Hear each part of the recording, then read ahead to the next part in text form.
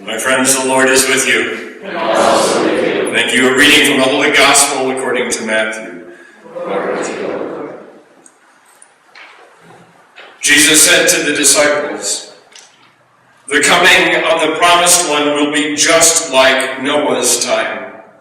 In the days before the flood, people were eating and drinking, having relationships and getting married right up to the day that Noah entered the ark. They were totally unconcerned until the flood came and destroyed them. So it will be at the coming of the promised one. 2 people will be out in a field, one will be taken and one will be left.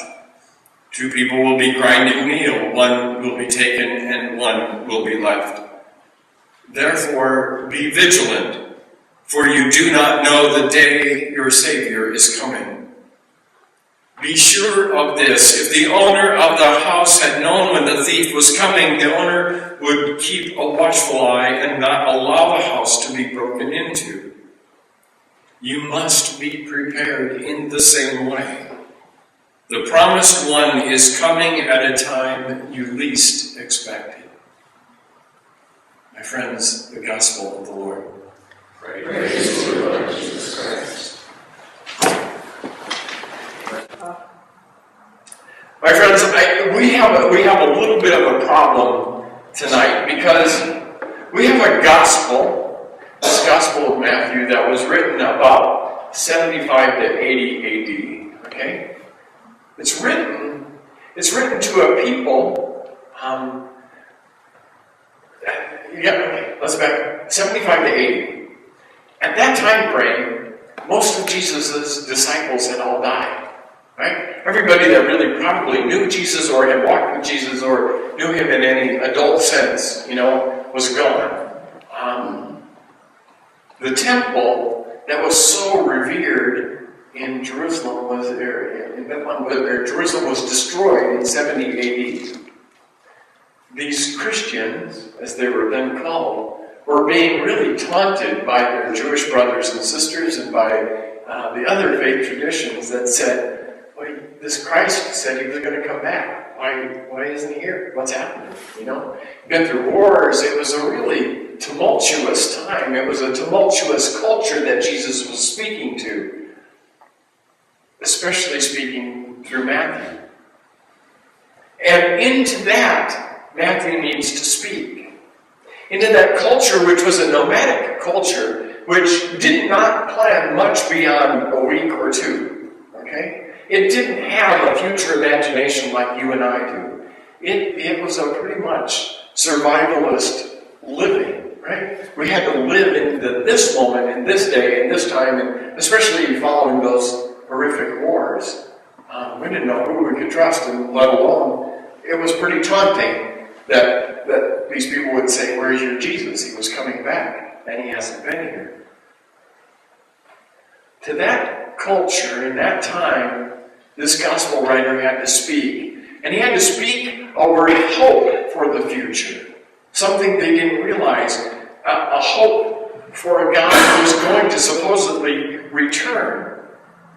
But he was speaking to a people who literally, I really believe, were teetering, if you will, on the edge of despair. Teetering on that cliff of hopelessness. Almost ready to go over because this Christ did not return when they thought he was going to return. He wasn't the king that they thought he was going to be. Nothing worked the way that they had thought it was going to work. And now they've been through wars, and now the other people are teasing them, saying, "Where is he at? How come he's not coming back? What's all going on?" Right? It's a pretty miserable time. And into that, the gospel writer of Matthew has to speak something that makes sense. So he says some very powerful words. You must be prepared. You must be prepared. The promised one is coming when you least expect it. Now, I don't know about y'all, but I have to believe that at some point, like some of us, they probably responded, or at least some of them had to say, "Yeah, right." Like when? 2,000 years later, don't we somewhat do that? I mean, I know I do. When is this Christ going to come? Yeah, right. When? The church keeps proclaiming it. We keep living it. But we live in this anticipation of something that seems to never get here. And now we enter a season of Advent. And I don't know about y'all, but I think it's kind of hard to wait. I'm not a very good waiter, okay? We live in a world that's instant, don't we? We live in a world that's absolutely instant, my friends. We have instant everything. We have instant potatoes, instant soup, instant coffee, instant oatmeal, instant access, instant messaging. We even have instant macaroni and cheese, which I just have to say is plain wrong. It doesn't taste good. It's not good macaroni and cheese. But we've got it. We've got instant absolutely everything. I mean, we have it so much so that we can't even imagine waiting, can we? We can't even wait for Black Friday. We have to freaking shop on Thanksgiving. We can't even wait. We can't wait for anything. If our processors don't work fast enough, or if they're not at least a dual core, if not a quad core, or if you're an Apple geek, an OS 7, right? Then we don't want it because it's not fast enough. It doesn't process what we want now, right? Patience is not particularly, I would think, a hallmark of our world. Not a big hallmark. And consequently, Advent can be a really hard season to live into. It's a season of waiting. It's really a season of mindful awareness of who we are and how we are being in this world. And to our culture and our doubt and our fears, the gospel speaks a very clear message, kind of eerily similar. A clear message that says you must be prepared, for the promised one is coming at a time you least expect it. Maybe you and I have to rethink what the parousia is, the end of time. Maybe you and I have to rethink what that is, because maybe the second coming might be just the end of our lives, rather than some big cataclysmic event that's going to come and reshape and everything's going to be gone, and whatever that looks like. Maybe the second coming is the time that we transition from this life to life eternal. We do have a future imagination, my friends. We plan for retirement, we plan for college, we plan what we're going to do in the future, how it's going to get done, how we're going to get it done. And sometimes I really believe that we focus so much on tomorrow that we really have a hard time living in the present moment, I mean, I know a ton of my friends who have retired and died 3 days later. Well, that sucks. But yet that's what we plan. We get it all out there, and then we're going to live in this. I was leaving prison the other night, as I always do, thank God that the badge works on the way out. But as I was leaving, I looked, and I've been looking for the past several months at the beauty of these sunsets. And believe it or not, as I leave the prison, there's a set of, you'll have to come up there sometime and visit. There's a set of like 4 evergreens, and they just happen to be on the western side when you turn around the road. So anyway, there's these beautiful sunsets that have been happening, just absolutely gorgeous, and I've been snapping them with my iPhone, whatever, smartphone. It's the operator smartphone. I've been snapping these pictures. The other night I was leaving prison, and as I was walking out, this beautiful sunset again. Beautiful sunset. And what I saw, though, was these 5 fences that we have that are covered with razor wire, 8.5 or 14 feet tall.